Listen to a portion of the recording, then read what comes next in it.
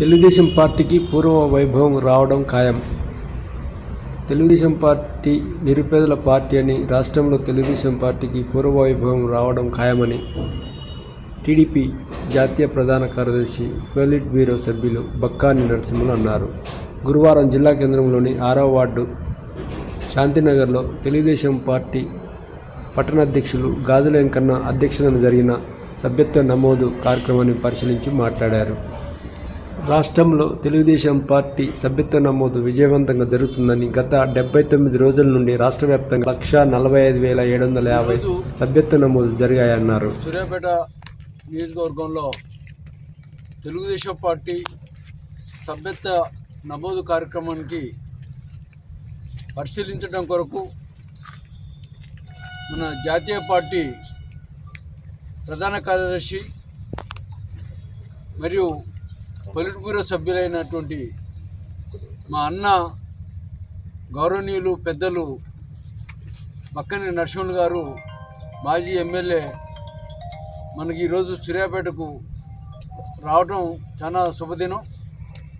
అదే రకంగా వారితో పాటు మన గౌడ్ గారు కూడా ఈరోజు సూర్యాపేటకు రావడం గర్వకారణం. ఈరోజు సూర్యాపేటలో తెలుగుదేశం పార్టీ ఎలా ఉంది, ఎంత సభ్యత్వ నమోదు కార్యక్రమం ఎలా సేకరిస్తారు అని చెప్పని పరిశీలించడానికి వచ్చారు. వారు వచ్చిన తర్వాత వారికి తెలిసి చూశారు. ఇప్పటికీ మన సూర్యాపేట నియోజకవర్గం 3,000 చిల్లర మనం సభ్యత్వాలు చేసుకోవడం జరిగింది. ఇంకా 3,000 దాకా చేయడానికి సిద్ధంగా ఉన్నాం. ఇంకా టైం ఉన్నది. ఇవాళ సూర్యాపేటలో మిగతా పార్టీలతో పోలిస్తే తెలుగుదేశం పార్టీ ఒకటే ఇవాళ ఒక సామాన్య కార్యకర్త కోసం ఆలోచిస్తూ ఈ సభ్యత దాంట్లో కూడా ఇన్సూరెన్సు మిగతా పార్టీల దాంట్లో 2 లక్షలు ఉంటే ఇవాళ తెలుగుదేశం పార్టీ 5 లక్షల రూపాయలు ఇన్సూరెన్స్ కేటాయించడం జరిగింది. అదే రకంగా సాధారణ మరణం జరిగితే కూడా, కార్యకర్త సాధారణ మరణం జరిగితే కూడా తన దినఖర్చుల కోసం అని చెప్పని 10,000 రూపాయలు ఇవ్వడం అనేది జరుగుతున్నది మన లోకేష్ ఫండ్ నుంచి.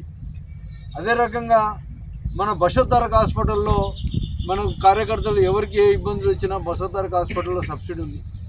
అదే రకంగా మన పిల్లలు ఎవరైనా తల్లిదండ్రులు చనిపోయి, మన పార్టీ కార్యకర్తలు కనుక ఎవరైనా తల్లిదండ్రులు చనిపోయి అనాథ పిల్లలు ఉన్న ఎడల వాళ్లకు ఎల్కేజీ నుంచి డిగ్రీ వరకు కూడా మొత్తం ఉచిత చదువులు, అది కార్పొరేటర్ లెవెల్లో స్కూల్లో పెట్టి చదివించడం అనేది ఇవన్నీ కూడా ఒక్క తెలుగుదేశం పార్టీ వల్లనే సాధ్యమవుతుంది.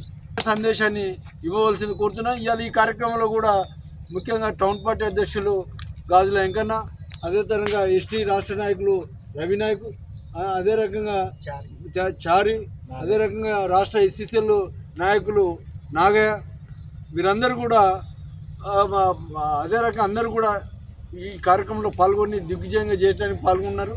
కాబట్టి ఈ సందర్భంగా అన్నగారు వారి యొక్క అమూల్య సందేశాన్ని ఇవ్వవలసిందిగా కోరుతున్నాను. గౌరవ ముఖ్యమంత్రి, అదేవిధంగా జాతీయ తెలుగుదేశం పార్టీ అధ్యక్షుడు చంద్రబాబు నాయుడు గారు 2024-2026కు సంబంధించి తెలుగుదేశం పార్టీ సభ్యత్వం కేంద్ర కార్యాలయం అమరావతి నుండి 26/10/2024 అండమాన్ నికోబార్, తెలంగాణ రాష్ట్రం, ఆంధ్రప్రదేశ్ 3 ప్రాంతాలకు సంబంధించి సభ్యత్వ కార్యక్రమాన్ని ప్రారంభించడం జరిగింది. అందులో మన వాళ్ళు కూడా ముఖ్యమైన నాయకులు, కొంతమంది కార్యకర్తలు 26/10/2024 హైదరాబాదు ఎన్టీఆర్ భవన్లో సభ్యులుగా చేర్చుకోవడం జరిగింది. ఆనాడు నేను సైతం అంటే శాశ్వత సభ్యత్వం తీసుకోవడం జరిగింది, 1 లక్ష రూపాయలు. మరి నేటికి అంటే సుమారు 79 రోజులు కావస్తుంది. 1,45,750 సభ్యత్వం ఈ సమయానికి కొనసాగుతున్నది. అంటే దీంట్లో ఏమైందంటే 75% కొత్త వాళ్ళు చేరుతున్నారు. రెన్యువల్స్ ఒక 20-25% ఉన్నారు. అంటే ఎక్కువ శాతము కొత్త వాళ్ళు చేరడానికి గల కారణం ఏంటంటే, ఈ పార్టీ ఉంటేనే కొంత న్యాయం, సామాజిక న్యాయం జరుగుతుందని, కొంత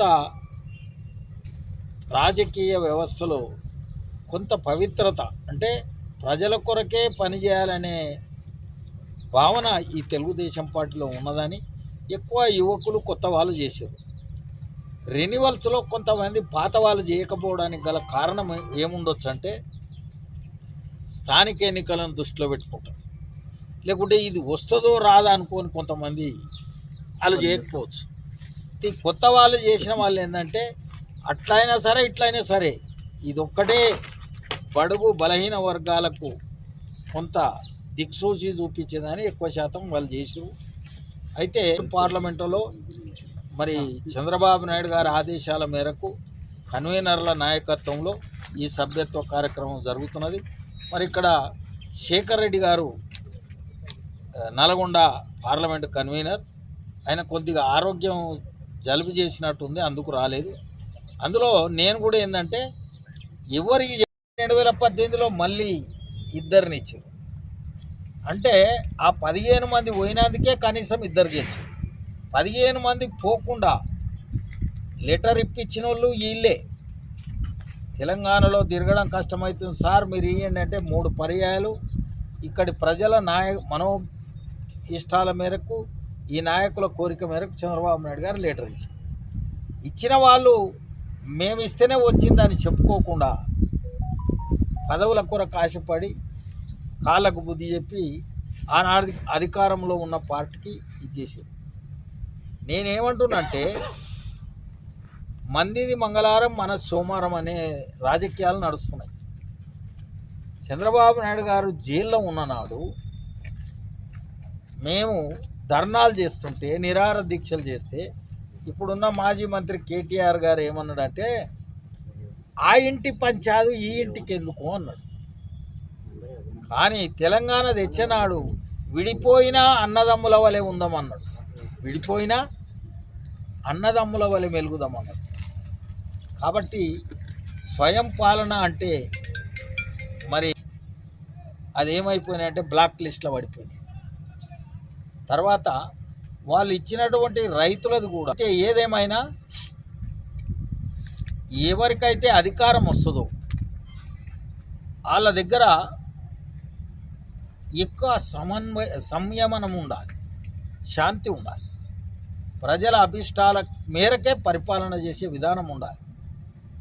అయితే ఇవాళ తెలుగుదేశం ఉన్ననాడు ఎన్టీఆర్ మండలాలు తీసుకొస్తే చంద్రబాబు నాయుడు గారు కష్టపడి పనిచేసి అభివృద్ధి పథాన నడిపి అప్పుడు కార్యనిర్వాహక వ్యవస్థలో కూడా వాళ్ళు జాగ్రత్త పడతారు.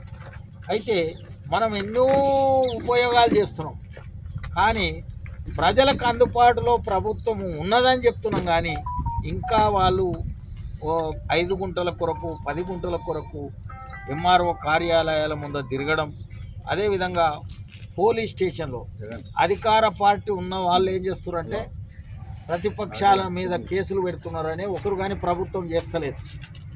కాబట్టి ఆదాయ వనరులు చూసుకునే దానికంటే భావితరాలు బ్రతుకు తెరువు కొరకు చూడాలి ప్రభుత్వాలు కూడా.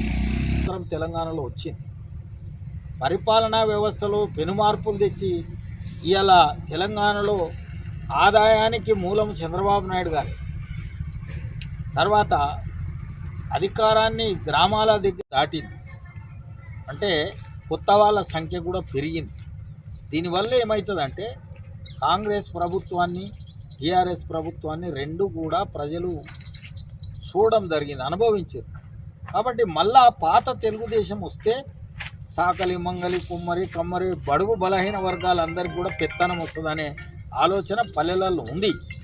అందుకొరకు మేము శాశ్వతంగా దగ్గర అప్పుడు 17 ఏళ్ళు, తర్వాత 9.5 ఏళ్ళు చంద్రబాబు నాయుడు గారు ఉమ్మడి రాష్ట్రంలో 9.5 ఏళ్ళు, అక్కడ ఇవాళ 6వ సంవత్సరం అవుతుంది. అంటే ప్రజల సంక్షేమం కొరకే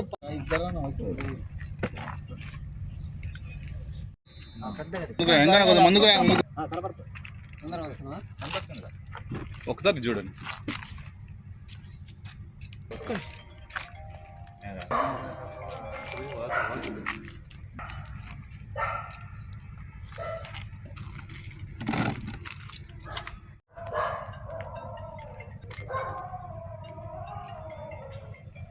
అయిందా గ్రీన్ ఉందా థ్యాంక్ యూ.